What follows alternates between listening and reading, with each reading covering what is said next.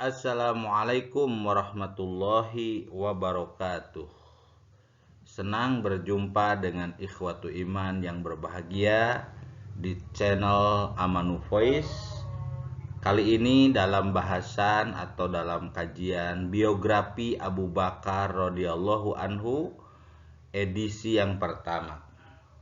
Kita akan mengungkap biografi sahabat terdekat Nabi Muhammad, sahabat setia beliau yang menemani dalam perjalanan hijrah, sahabat Rasulullah Shallallahu Alaihi Wasallam yang menjadi khalifah atau pengganti Rasulullah Shallallahu Alaihi Wasallam dalam mengurus agama dan siasat dunia, siasat negara, dan beberapa keutamaan lain dari Abu Bakar radhiyallahu anhu.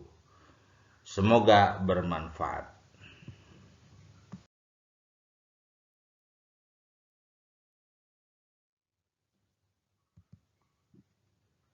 Abu Bakar namanya adalah Abdullah bin Utsman.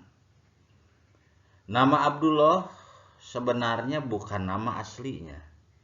Nama aslinya atau pemberian bapaknya adalah Abdul Ka'bah. Setelah beliau masuk Islam, Rasulullah memberi nama pengganti dari nama aslinya, yaitu Abdullah. Kalau Abdul Ka'bah artinya hamba Ka'bah, maka Abdullah artinya hamba Allah. Inilah nama yang disukai oleh Rasulullah SAW bagi Abu Bakar As-Siddiq radhiyallahu anhu.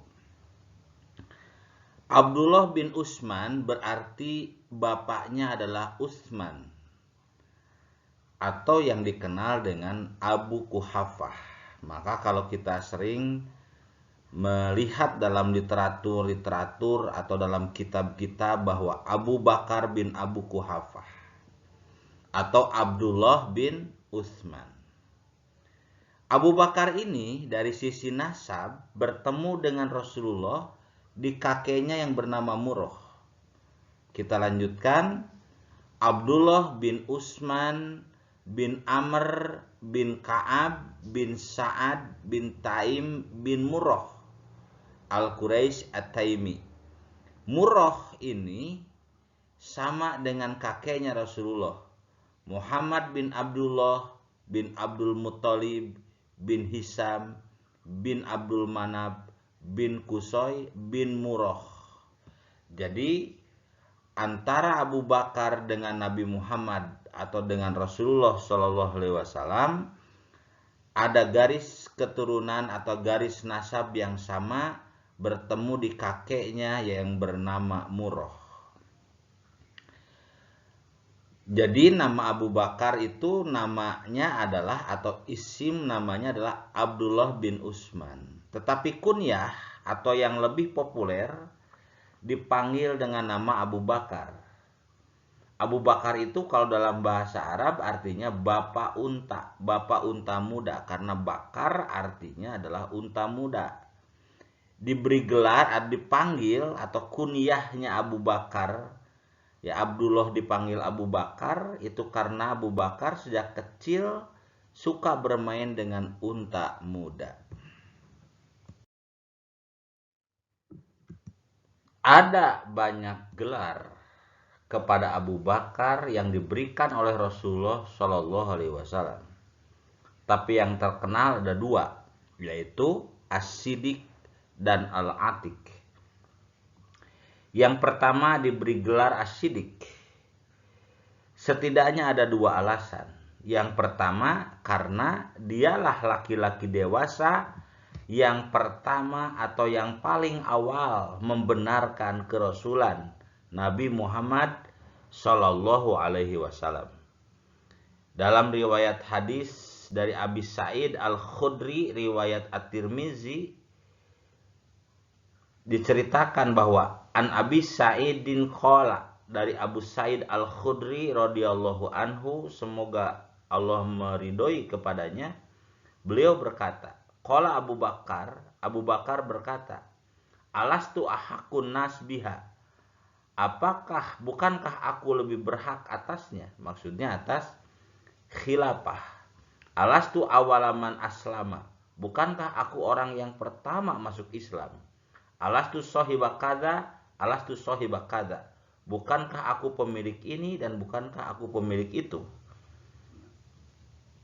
Dalam riwayat hadis ini dikisahkan bahwa Abu Bakar berkata alastu awalaman aslama.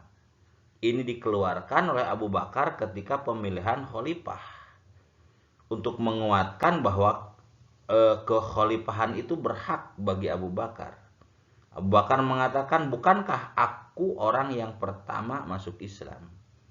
Ini menunjukkan bahwa Abu Bakar adalah orang atau laki-laki dewasa yang pertama membenarkan kerasulan Nabi Muhammad. Diucapkan di hadapan Umar, Utsman, Ali, Abdurrahman bin Auf, dan lain sebagainya.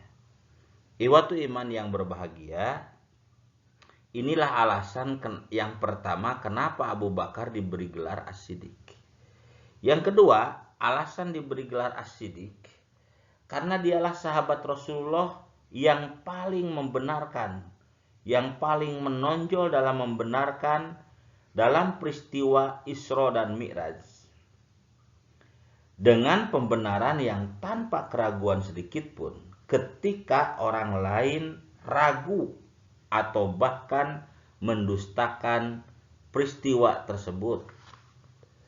Diriwayatkan dalam hadis dari Aisyah, riwayat Al-Hakim dalam Mustadrak Al-Hakim nomor 4458, dari Aisyah radhiyallahu anhu, ia berkata, ketika Nabi SAW Isra atau diperjalankan ke Masjidil Aqsa ke Palestina, maka pagi harinya orang-orang pada membicarakan. Jadi Rasulullah Isra, kemudian pagi harinya Rasulullah menyampaikan kepada manusia sekalian bahwa dia telah melaksanakan Isra, yaitu perjalanan ke Palestina, ke Baitul Maqdis, ya, dalam waktu semalam. Sebelum pagi sudah sampai dan pagi harinya dia mengumumkan kepada manusia peristiwa tersebut. Tentu saja orang-orang yang mendengarkan merasa heran. Nah, diteruskan hadisnya. Orang-orang yang awalnya termasuk beriman dan membenarkan Nabi Muhammad SAW menjadi murtad. Jadi ada orang yang murtad dengan berita tersebut. Orang-orang dari kalangan kaum musyrikin mendatangi Abu Bakar. Ya. Jadi karena berita tersebut sangat menghebohkan, sangat tidak bisa dipercaya untuk saat itu. Karena biasanya orang-orang Mekah melakukan perjalanan ke sana, ke Baitul Maqdis, paling tidak ya 1 bulan. Ini dalam semalaman dan pagi harinya sudah mengatakan saya berjalan, sudah melakukan perjalanan ke Baitul Maqdis, ke Palestina bolak-balik, dan pagi harinya sudah ada di sini. Ini tentu hal yang sangat mustahil. Ya. Maka kata Aisyah, orang-orang yang dulunya membenarkan Nabi Muhammad, ya, kemudian tiba-tiba ada yang murtad. Dan orang-orang musyrik mengambil kesempatan untuk memurtadkan atau membuat ragu orang-orang yang beriman. Di antaranya adalah orang-orang musyrik mendatangi Abu Bakar. Kemudian dia berkata kepada Abu Bakar, apa pendapatmu tentang sahabatmu yang ia menyangka dirinya diperjalankan tadi malam ke Baitul Maqdis?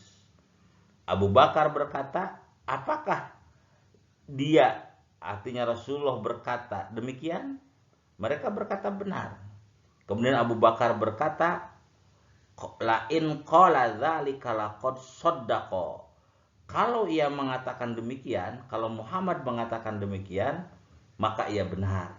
Tanpa ragu, dia mengatakan bahwa kalau Muhammad mengatakan pergi ke Baitul Maqdis, ke Palestina semalaman, dan bolak-balik sudah ada lagi pada pagi harinya, kalau itu betul dari Nabi Muhammad, maka pasti benar. Ya. Mereka kemudian orang-orang musyrik berkata, apakah kamu membenarkan ia tadi malam pergi ke Baitul Maqdis dan kembali lagi sebelum pagi? Abu Bakar berkata, benar bahwa aku membenarkan pada perkara yang lebih daripada itu. Aku membenarkannya tentang kabar atau wahyu yang ia terima dari langit, pagi ataupun sore hari. Hadis riwayat At-Tirmizi.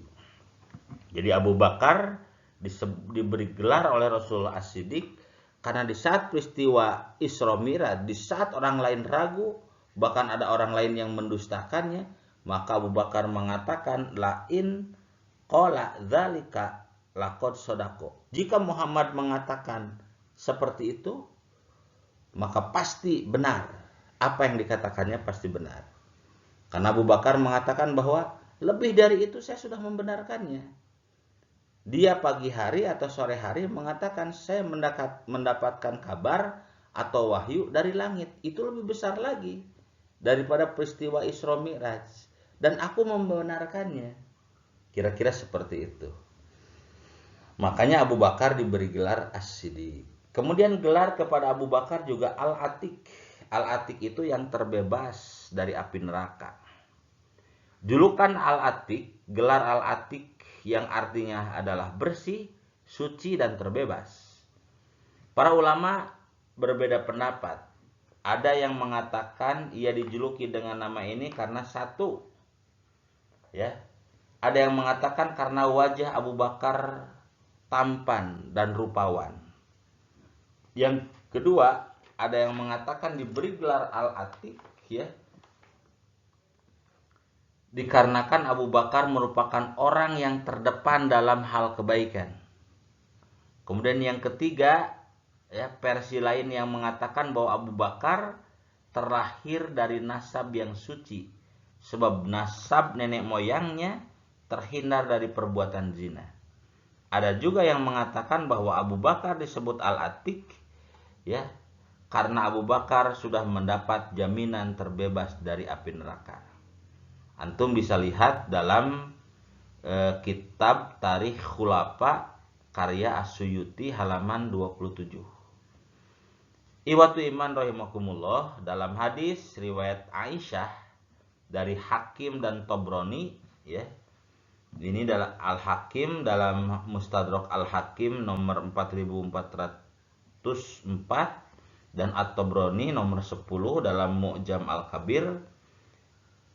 An Aisyah ta Ummul Mukminin, dari Aisyah Ummul Mukminin, ibunya orang yang beriman.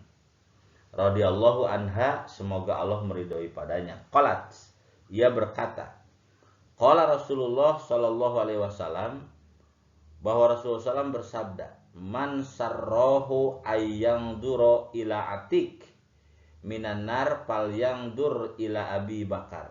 Kata Rasulullah, siapa yang senang ayanduro ila Atiq, siapa yang senang melihat orang yang terbebas dari api neraka, maka lihatlah Abu Bakar. Falyandur ila Abi Bakar.